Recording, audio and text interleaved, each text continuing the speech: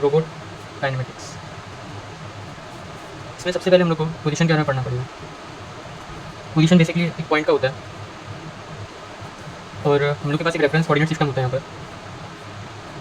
अभी हम लोग के नॉर्मल वे में जैसे एक्स होता है, ये वाली एक्सिस, ये वाली वाई होती है और ये जेड, और इस फ्रेम का नाम होता है, ये बेसिकली कोऑर्डिनेट फ्रेम बन रहा है। इस फ्रेम का नाम हो गया फ्रेम ए। इस फ्रेम को हम लोग फ्रेम ए बोलते हैं। अब मान लीजिए ये वाली जो एक्सिस है, ये एक्स एक्सिस है और इसका फ्रेम ए है, तो इसको हम लोग कैसे बोलेंगे? इसका यूनिट वेक्टर कैसे होगा? इसका यूनिट वेक्टर हो जाएगा एक्स ए कैप। हम लोग इसमें आई कैप ना यूज़ करके एक्स ए कैप यूज़ करेंगे, क्योंकि ये फ्रेम ए का एक्स है, इसलिए एक्स ए कैप। यहाँ पर आई कैप नहीं यूज़ करते हम लोग, रोबोटिक्स में एक्स ए कैप यूज़ करेंगे। सिमिलरली जेड के लिए क्या होगा? Z A cap. वाई के लिए क्या होगा? वाई ए कैप, इसका यूनिट वेक्टर। अब ये पॉइंट पी है, समझ लीजिए यहाँ पर लाई कर रहा है, तो इसका ये हो जाए, ये वाला वाई कंपोनेंट बोलते हैं इसको, और ये वाला कंपोनेंट को हम लोग जेड कंपोनेंट बोलेंगे, पी जेड, यहाँ से लेके यहाँ तक जो है। और ये वाला जो कंपोनेंट है इसको हम लोग पी एक्स बोलते हैं। ये जो पॉइंट पी वेक्टर है इसको हम लोग अगर एरो से रिप्रेजेंट करें तो ये एरो 3 कंपोनेंट्स में रिजॉल्व हो सकता है, एक एक्स, एक वाई और एक जेड। तो इसको हम लोग कैसे लिख सकते हैं? P vector equals to P X, और यहाँ पर हमने बात किया था जैसे इसका यूनिट वेक्टर एक्स ही कहते हैं, तो हम लोग क्या लिखेंगे? पी एक्स तो इसका मैग्नीट्यूड हो गया और इसका डायरेक्शन एक्स ही कैप, प्लस पी वाई इसका मैग्नीट्यूड और वाई ए कैप इसका डायरेक्शन यूनिट वेक्टर जो कि है। पी जेड जेड कंपोनेंट के लॉन्ग जो कि ये वाला है, और जेड ए कैप। इसमें ए इसलिए है क्योंकि ये फ्रेम ए है। हम लोग बात करेंगे कि जब दो फ्रेम होते हैं तब कैसे होता है, तब हम लोग आ जाते हैं नया कॉन्सेप्ट, इसको हम लोग बोलते हैं ओरिएंटेशन। ओरिएंटेशन पढ़ने से पहले हम लोग को एक चीज़ और लिखनी पड़ेगी कि ये जो पी वेक्टर है हम लोग इसको एक मैट्रिक्स फॉर्म में रिप्रेजेंट कर सकते हैं। कैसे कर सकते हैं? ये समझ लीजिए पी वेक्टर है, इसको हम लोग एक मैट्रिक्स फॉर्म में रिप्रेजेंट कर सकते हैं। तो यहाँ पर हम लोग को एक्स कंपोनेंट लिखना पड़ता है, जो एक्स कैप का कंपोनेंट है वो यहाँ पर आएगा, तो एक्स का है पी एक्स, तो यहाँ पी एक्स लिख दिया। वाई का हम लोग को सेकंड रो में लिखना है, तो यहाँ पर पी वाई है, और थर्ड रो में आ जाएगा पी जेड। अब इसको एक एग्जांपल की मदद से हम लोग समझ सकते हैं। जैसे एग्जांपल है कि हम लोग का 2 मार्क्स का क्वेश्चन आ सकता है।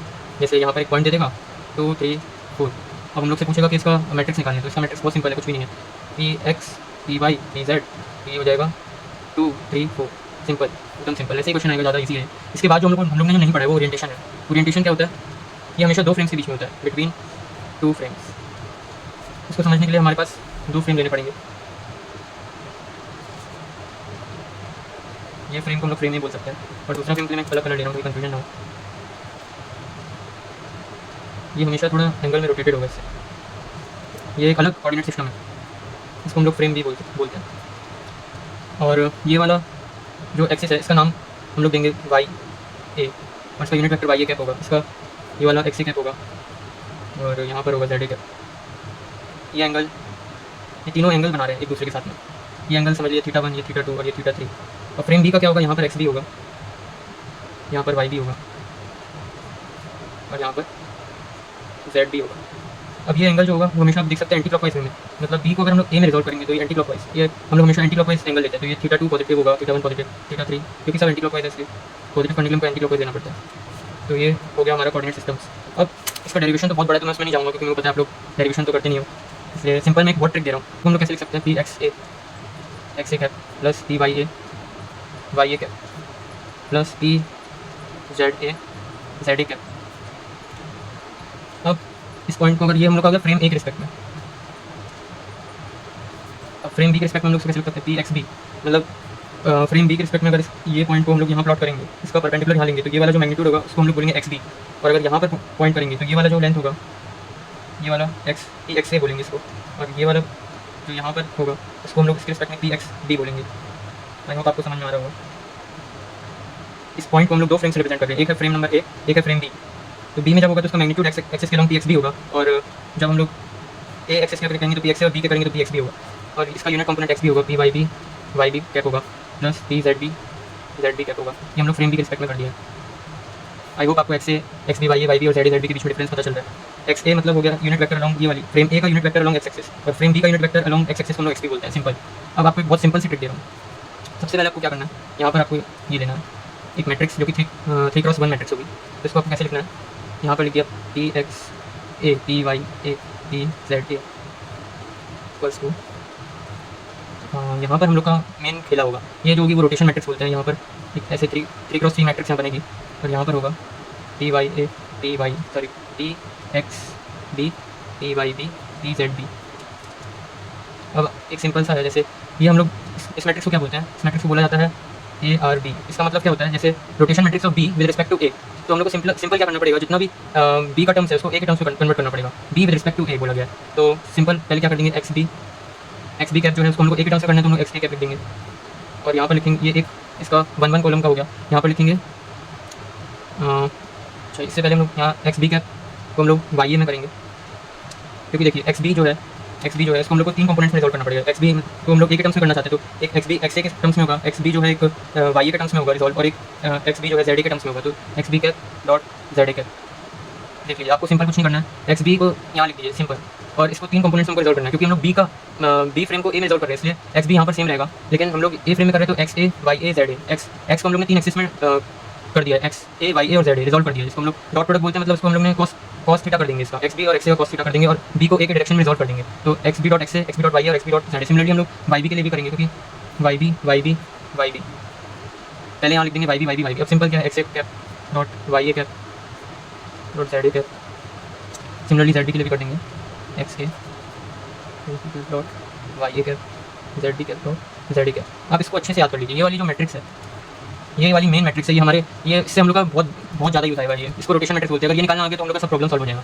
तो आप इस मैट्रिक्स को हो सकता है तो रट ही लीजिए, क्योंकि आपको डेरिवेशन में बहुत टाइम लग जाएगा, क्योंकि सिंपल आपको क्या करना है, यहाँ पर एक्स बी लिख लीजिए, ठीक है, यहाँ वाई बी लिख लीजिए, सिंपल एकदम सिंपल बता रहा हूँ, आपको कुछ मेहनत ही नहीं करना पड़ेगा, सब सारा क्वेश्चन आपका सॉल्व हो जाएगा, सबका लॉजिक एक ही है, कोई रट्टा मारने की जरूरत नहीं है, बस ये मैट्रिक्स रट लो आप, तो आपका सब कुछ हो जाएगा।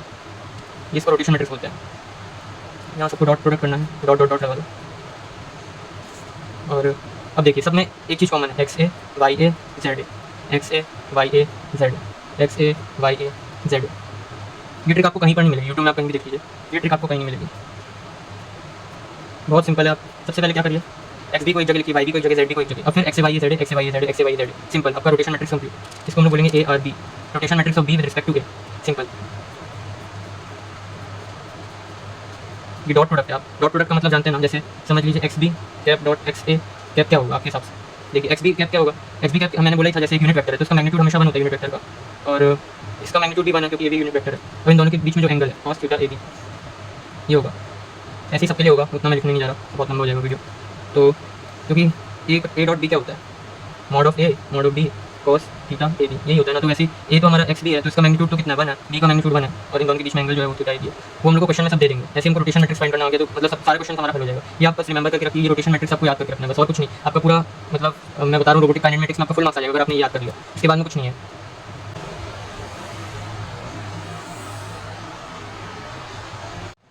एक एग्जांपल मेरे को जो क्लासरूम में मिला है,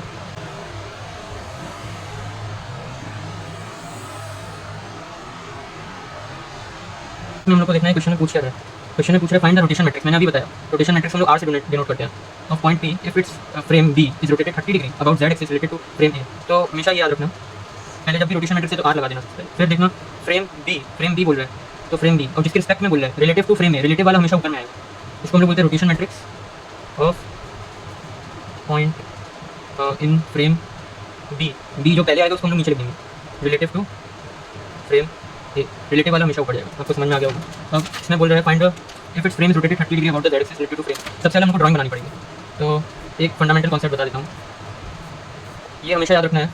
हम लोग के पास 3 एक्सिस होती है, यहाँ पर हमेशा हम लोग को एक्स लिखना है, यहाँ वाई, यहाँ जेड, ये हमेशा ये हम लोग कन्वेंशन है, ये अगर आपको याद करना ही पड़ेगा, क्योंकि ये कन्वेंशन है। एक्स एक्सिस हमेशा यहाँ होगी, वाई एक्सिस यहाँ, जेड एक्सिस यहाँ। ऐसा नहीं है कि हम एक्स को यहाँ लिख दें जेड को, तो गड़बड़ हो जाएगी, फिर आपका आंसर नहीं आ पाएगा, माइनस प्लस का गड़बड़ हो जाएगा। इसलिए ये याद रखिए, ये हम लोग का स्टैंडर्ड कोऑर्डिनेट सिस्टम है, स्टैंडर्ड कोऑर्डिनेट सिस्टम।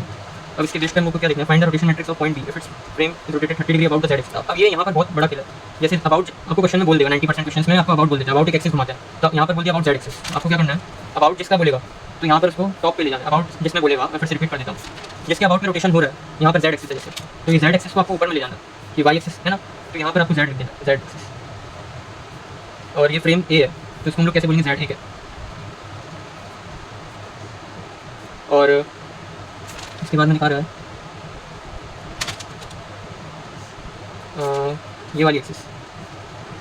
अब देखिए आपको थोड़ा इमेजिन करना पड़ेगा, यहाँ पर ये जेड को हम लोग ऊपर ले जाएंगे, ऐसे करके रोटेट कर देंगे, ये जेड ऊपर आ गया तो वाई यहाँ पर आ जाएगा, इसको हम लोग वाई ए क्या बोलेंगे, इसको हमने घुमा दिया जस्ट ऐसे 90 डिग्री को रोटेट कर देंगे ऐसे, तो जेड ऊपर आ गया, वाई राइट साइड में आ गया, और एक्स जो है हम लोग का यहाँ पर आ गया, एक्स ए। अब ध्यान देने वाली बात क्या है, find the rotation matrix of इस rotated 30 degree about Z axis. तो कौन सा फ्रेम रोटेट हुआ है, हम लोग का फ्रेम बी रोटेट हुआ है, और हमेशा रोटेशन जब बोलेगा तो वो एंटी क्लॉकवाइज डायरेक्शन में ही होगा, एंटी क्लॉकवाइज मतलब ये वाली डायरेक्शन, ऐसे रोटेट हुआ है। वो कितना डिग्री हुआ है, आई एम सॉरी, ये तो क्लॉकवाइज हो गया, ये हो गया anti clockwise. 30 degree anti clockwise. तो कौन सा फ्रेम रोटेट हुआ है? Frame B. तो फ्रेम बी रोटेट हुआ है तो हम लोग यहाँ पर ऐसे करेंगे, और ये वाला फ्रेम, सॉरी हम लोग को क्या करना है, यहाँ पर लिखना है X B cap Y B cap. फिर से बता रहा हूँ, सॉरी फॉर द कन्फ्यूजन। ये वाला जो एक्स बी है, अब रोटेट कौन सा हम लोग रिजॉल्व किसमें करना है? हम लोग को एक्स बी को एक्स ए में करना है रिजॉल्व, क्योंकि हम लोग को बी विद रिलेटिव टू ए चाहिए। इन दोनों के बीच में एंगल जो है वो 30 डिग्री होगा इसलिए, और वाई ए और वाई बी के बीच में जो एंगल होगा वो 30 डिग्री होगा। और हम लोग का जेड ए और जेड बी दोनों सेम होगा, क्योंकि देखिए क्योंकि जेड एक्सिस के अबाउट ही तो रोटेट हो रहा है। तो इसका मतलब हम लोग का फ्रेम, ये वाला फ्रेम, ये फ्रेम है, और मैं ब्लैक से बना देता हूँ दूसरा फ्रेम, ये वाला दूसरा फ्रेम है जो कि फ्रेम बी है।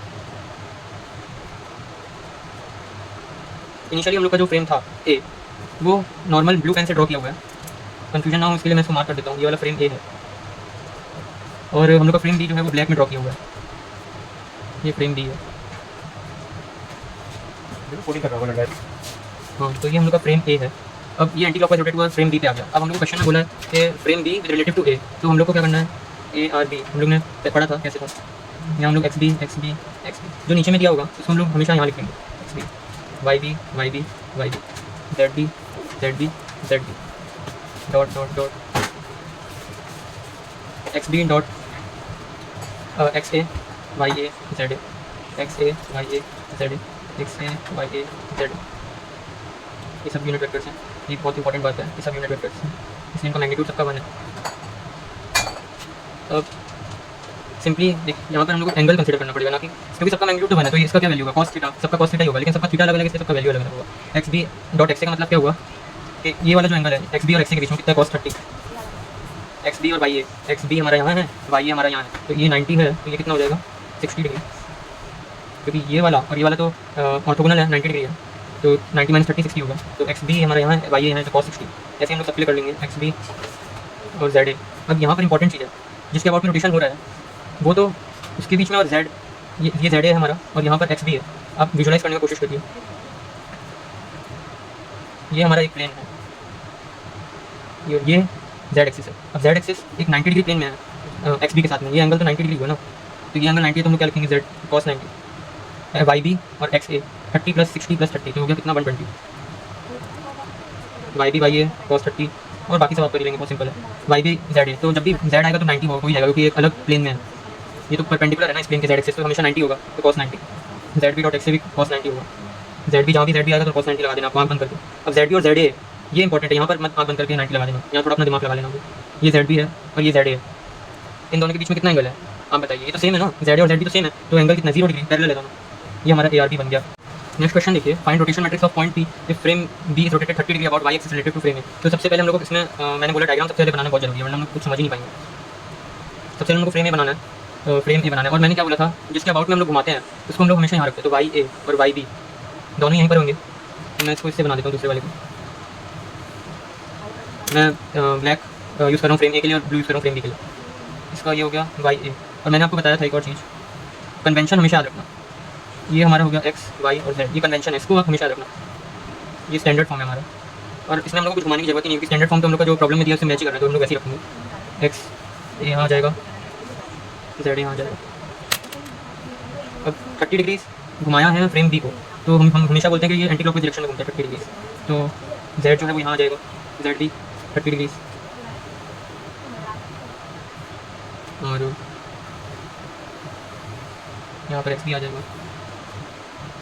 सिंपल है, ये भी 30 डिग्री होगा। और हमेशा की तरह मैंने बताया था, सबसे पहले हम लोग को रोटेशन मैट्रिक्स निकालनी है, तो क्या करेंगे?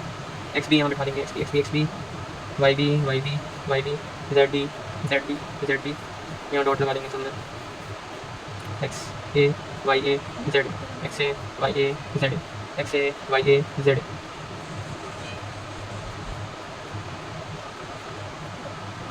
अब सिंपल हम लोग क्या करना है, एक्स बी और एक्स के बीच में कितना एंगल है देखना है, तो हम लोग क्या बोलेंगे? ए आर बी, क्योंकि rotation matrix of B relative to A, जो कि हम लोग क्वेश्चन ने पूछा। X B dot X A cos 30 होगा, X B dot Y A, X B dot Y A कितना है मैंने आपको बताया था, ये प्लेन है,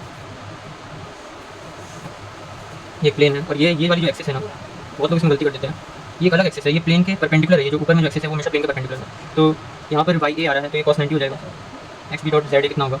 ये वाला एंगल 60 है, एक्स बी डॉट जेड कितना? 30 60 30, कॉस 90 और 30, तो cos 120, cos Y B dot X A, Y B जहाँ भी होगा आपको आँख बंद करके कॉस 90 लिख देना। तो वाई बी और एक्स ए के बीच में 90 है, वाई बी और वाई ए ये दोनों के बीच में कितना एंगल है, वाई ए है वाई बी तो यही है, तो कॉस 0 होगा। Y B dot Z A, Y B और जेड ए के बीच में हम लोग देख सकते हैं 90 बन रहा है, तो cos 90। Z B dot X A, ये जेड बी और ये एक्स ए तो 60 बन रहा है। Z B dot Y A, Z B dot Y A again 90 बन रहा है। Z B dot Z A 30 बन रहा है। तो इस तरह से बहुत सिंपल हो जाता है हम लोग का जो टास्क है ना। इतना फॉर्मूला है बुक में मैंने देखा, कुछ नहीं करना है, ये मेरा सिंपल मेथड फॉलो कीजिए, फुल मार्क्स पाइए, एकदम कुछ नहीं। ये कहीं आपको यूट्यूब में नहीं मिलेगा, ये इतना सिंपल मेथड जो है यूट्यूब में सर्च करने से नहीं मिलेगा। बहुत सिंपल मेथड, ये मैंने इसको मतलब फॉर्मुलेट करा है, ये कहीं आपको मिलेगा नहीं, इसलिए मैंने आपको वीडियो के द्वारा ये दे दिया। आपको ये यूज़ करके फुल मार्क्स लेना है, कुछ इसमें नहीं है, सिंपल है एकदम। अब इसका आंसर आप चेक कर सकते हैं, हम लोग का जो क्लासरूम है एकदम सेम आंसर आपको मिलेगा। उसमें तो फॉर्मुला से किया, क्लासरूम वाले जो पीडीएफ भेजा है वो सब बेकार पीडीएफ है, उसमें सब फॉर्मुला से देखे कर दिया, और उसका जो लैंग्वेज है आपको समझ में भी नहीं आने वाला है। तो ये वीडियो देखिए आपका हो जाएगा। अब हम लोग पढ़ेंगे ट्रांसफॉर्मेशन मैट्रिक्स के बारे में। बेसिकली ट्रांसफॉर्मेशन मैट्रिक्स वो मैट्रिक्स होती है जिसमें हम लोग रोटेशन प्लस ट्रांसलेशन दोनों करा के जो फाइनल रिजल्ट आता है वो इस मैट्रिक्स में स्टोर होता है, इसलिए हम उसको ट्रांसफॉर्मेशन मैट्रिक्स बोलते हैं। मान लीजिए हम लोग का ट्रांसफॉर्मेशन मैट्रिक्स टी से रिप्रेजेंट होता है, तो transformation matrix of B with respect to A ऐसे लिखा जाएगा, और इसका फॉर्मूला होता है ए आर बी। मतलब यहाँ पर आ गई हम लोग की जो 3x3 रोटेशन मैट्रिक्स थी वो यहाँ पर आ गई, और इसके बाद में जो नीचे आएगा वो आएगा 3 0, और फिर यहाँ पर हम लोग का position of A with B at the origin, और यहाँ पर इसको हम लोग बेसिकली रिप्रेजेंट करते हैं।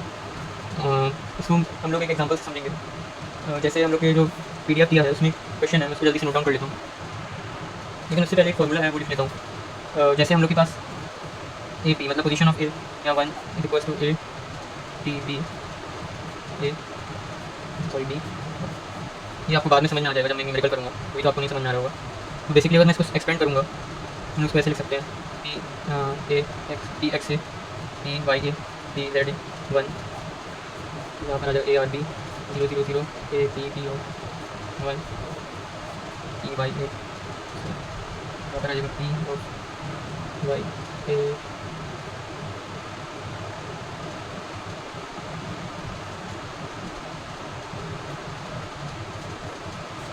ये बेसिकली है। अब ये क्वेश्चन को हम लोग यूज़ करके सारे हम सॉल्व करेंगे, इससे बड़ा कोई क्वेश्चन नहीं आ सकता। ये हम लोग का 12 मार्क्स का क्वेश्चन आ सकता है एग्जाम से, मतलब सेमेस्टर पॉइंट ऑफ व्यू के लिए बहुत इंपॉर्टेंट है, और क्लास टेस्ट में भी हो सकता है एक क्वेश्चन आ जाए, तो ये प्रैक्टिस आप कर लीजिएगा, बहुत ईजी है, लेकिन लेंदी बहुत है, बहुत लेंदी है। तो ट्रांसफॉर्मेशन मैट्रिक्स के बीच में हम लोग क्वेश्चन करने जा रहे हैं। तो हम लोग को जैसे कि फॉर्मूला पता है कि A P 1 equals to A R B 0 0 P B और इन 1 2 3 1, ये फॉर्मूला पता है। इसके बीच में हम लोग न्यूमेरिकल आ सकते हैं एग्जाम में, ये ट्रांसफॉर्मेशन मैट्रिक्स बोलते हैं इसको। और हम लोग का जो क्वेश्चन में दिया frame B rotated relative to frame A, तो यहाँ पर रोटेशन हो रहा है किसके about Z axis by 30 degree. तो सबसे पहले हम लोग कन्वेंशनल मैट्रिक्स बना लेंगे। कन्वेंशनल हम लोग यहाँ पर होता है एक्स, यहाँ वाई, यहाँ जेड, ये कन्वेंशन हो गया, ठीक है। अब हम लोग का जो क्वेश्चन में दिया है ये अबाउट जेड एक्सिस, तो हमको जेड एक्सिस को ऊपर में करना पड़ेगा, इसके अबाउट रोटेट कर रहे हैं उसको हमेशा ऊपर में रखते हैं, तो जेड हो जाएगा। अब जेड ऊपर में आएगा, ऐसे कर रहे हैं तो वाई यहाँ चला जाएगा और एक्स यहाँ पर आ जाएगा, और ये हमको फ्रेम ए है। अब यहाँ बोला है frame B is rotated relative to frame A, मतलब बी रोटेट हो रहा है विद रिस्पेक्ट टू ए, तो कितना बाय 30, तो ये ए को हमने समझ लीजिए, मतलब बी को 30 डिग्री हमने एक रिस्पेक्ट में घुमा दिया 30 डिग्री, तो ये एक्स भी हो जाएगा, ये वाई भी हो जाएगा 30 डिग्री, और ये प्लेन हो गया। ये मैं प्लेन इसलिए बनाता हूँ ताकि हम लोग को 90 डिग्री वाला कंसेप्ट याद है। सबसे पहले हम लोग को रोटेशन मैट्रिक्स फाइंड करनी है, क्योंकि हम लोग जो ट्रांसफॉर्मेशन मैट्रिक्स है उसमें रोटेशन मैट्रिक्स है, तो कैसे फाइंड करेंगे, सिंपल बताया, एक्स बी सभी एक साथ, Y B Z B, X B dot X A Y A Z A, X A Y A Z A, X A Y A Z A, ये आगे यहाँ से निकल के आ जाएगा कॉस 30 कॉस एक्स बी और वाई ए के बीच में 60 डिग्री का एंगल है, कॉस एक्स बी और जेड में 90 का है, cos Y B X A 30 60 30 तो 120, कॉस 30 कॉस 90, फिर से कॉस 90 फिर से कॉस 90, और फिर लास्ट में Z B common Z A है तो यह कॉस 0 हो जाएगा। इसका वैल्यू आप लोग कैलकुलेटर से फाइंड कर लीजिएगा, ये आएगा 0.866, फिर -0.5 और ये 0, फिर ये आएगा 0.5, ये आ जाएगा 0.866, और यहाँ पर आएगा 0, और फिर यहाँ पर आएगा 0 0 हो जाएगा। ये ए आर बी हम लोग का जो फर्स्ट स्टेप था वो पूरा हुआ। सेकंड स्टेप में हम लोग को पी बी ओरिजिन निकालना है, ए पी बी ओरिजिन। ये कैसे निकालेंगे, सिंपल है, ये कुछ नहीं होगा, एक 3x1 मैट्रिक्स होगा। कैसे होगा, यहाँ पर देखिए, frame B is rotated with respect to A and translated, ये पार्ट बहुत इंपॉर्टेंट है, translated 10 units along X A and 5 units along Y A. तो अलॉन्ग एक्स ए जो है हम लोग को उसमें 10 यूनिट्स बोला है अलॉन्ग एक्स ए, तो ये पोजीशन एक्स के लिए, ये वाई के लिए जेड के लिए, तो एक्स के लिए अबाउट 10 किया है, ट्रांसलेटेड किया है about X A and 5 units in Y A, तो 5 यूनिट्स अलॉन्ग वाई ए, तो यहाँ 5 लिख देंगे। और जेड का अगर कुछ नहीं बोला गया तो मतलब जेड में फिक्स है, तो फिक्स है तो उसका पोजीशन कितना हो जाएगा 0, ये बन गया ए पी बी ओरिजिन। इसका हम लोग ए टी बी निकाल सकते हैं, जो कि होता है A R B 0 0 0 A P B origin और यहाँ पर इसको हम लोग अगर इसमें लिखने जाएँ तो ये आ जाएगा, जो कि हमने रोटेशन मैट्रिक्स फाइंड किया 0.866 फिर 0.5 फिर 0 फिर 0 और यहाँ पर है -0.5 0.866 0 0 यहाँ पर 0 0 1 0। अब ये पॉइंट इंपॉर्टेंट है, यहाँ 1050 आ जाएगा 1050 और यहाँ 1। ये ATP हमने फाइनली फाइंड कर लिया। अब हम लोग को क्वेश्चन ने बोला है PA निकालने के लिए, ये हमारा अननोन है अभी, ये हम लोग को PA नहीं पता है, जो पता है हम लोग उसको लिख लेते हैं यहाँ पर 0.866 -0.50 10.5 0.866 05 0 0 1 0 0 0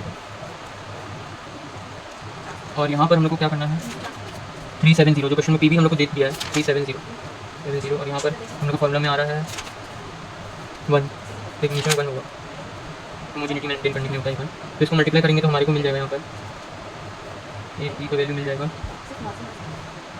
9.098 12.562 0 यहाँ पर, तो हमारा AP आ जाएगा 9.098 12.562 0। अब आप सोच रहे होंगे कि ये वाला जो मल्टीप्लिकेशन है वो हम लोग कैसे करें, लग रहा होगा ये 4x4 मैट्रिक्स है और ये 4x1 मैट्रिक्स है तो बहुत लंबा हो जाएगा, पर ऐसा कुछ नहीं है। इसको मल्टीप्लाई करने के लिए बहुत सिंपल, अगर आपके पास ये एडवांस 991 MS नहीं है तब भी मैं आपको एक सिंपल मेथड बता दे रहा हूँ। जैसे यहाँ पर जो है 3701, तो आप क्या करना है 3 और यहाँ अल्फा बोल के होता है 3 अल्फा दबाएंगे और यहाँ A, यहाँ 7 आ रहा है plus 7 alpha B plus 0 alpha C plus alpha B, तो 3701 के लिए 3A 7B 0C और 1D, ये एक फंक्शन आपको बना लेना है और यहाँ पर आपको ये वाला जो बटन है इसको दबाना है। अब सबसे पहले A का वैल्यू पूछेगा तो आपको ये वाला जो मैट्रिक्स मल्टीप्लिकेशन होता है वो हमेशा ऐसे करके ऐसे होता है, तो हम लोग रो वाइज करेंगे। तो 0.866 A का वैल्यू हम लोग 0.866 डाल देंगे, फिर B का वैल्यू -0.5, C का वैल्यू 0 और D का वैल्यू 10, तो 9.098 हम लोग को अपना फर्स्ट वैल्यू यहाँ से मिल गया 9.098। फिर हम लोग क्या करेंगे, हम लोग कैल्क फिर से दबाएंगे, फिर से A का वैल्यू 0.5, B का वैल्यू 0.866, C का वैल्यू 0, D का वैल्यू 5 12.562 जो कि हम लोग का सेकंड आंसर है, ये भी हम लोग का मैच कर रहा है। फिर से A का वैल्यू पूछेगा 0, B का 0, C का 1, D का 0 0 आ गया, फिर से पूछेगा A का वैल्यू 0 0 0 1, तो इस तरह से बना गया। ऐसे हम लोग मैट्रिक्स मल्टीप्लिकेशन कर सकते हैं। आपके पास 991 MS नहीं है, फिर भी आपको मैंने इजी मेथड बता दिया मैट्रिक्स मल्टीप्लिकेशन करने का। आप अपना मार्क्स मत खोइए, क्योंकि मैट्रिक्स मल्टीप्लिकेशन पूरा अगर हो जाएगा तो उनको फुल मार्क्स मिलेंगे, अगर मैट्रिक्स मल्टीप्लिकेशन छोड़ दिया तो हम लोग का मार्क्स कट जाएगा। Thank you.